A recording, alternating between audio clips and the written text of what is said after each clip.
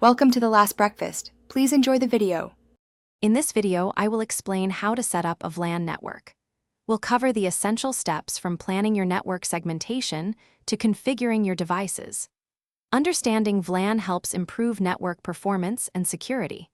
By the end, you'll have a clear roadmap for implementing your own virtual local area network, ensuring efficient resource management and enhanced data isolation. Effective VLAN setup begins with careful planning. First, identify which groups of devices need to be isolated or grouped together. Assign a unique VLAN ID to each of these segments.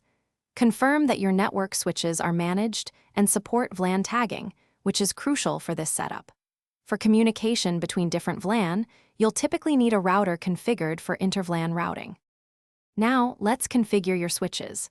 Log into your Managed Switches web interface or command line interface. Create the VLAN using the ID you planned earlier. Next, assign individual switch ports to their respective VLAN. These are called access ports.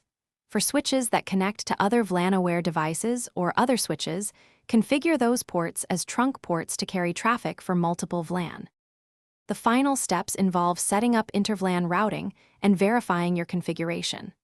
On your router, create subinterfaces for each VLAN, assigning them IP addresses within their respective VLAN subnets. This allows different VLAN to communicate. Thoroughly test connectivity between devices in various VLAN and ensure that the isolation rules you intended are correctly enforced, confirming your network is secure and functional. Thanks for watching. If this was helpful, leave a like and consider subscribing. See you next time.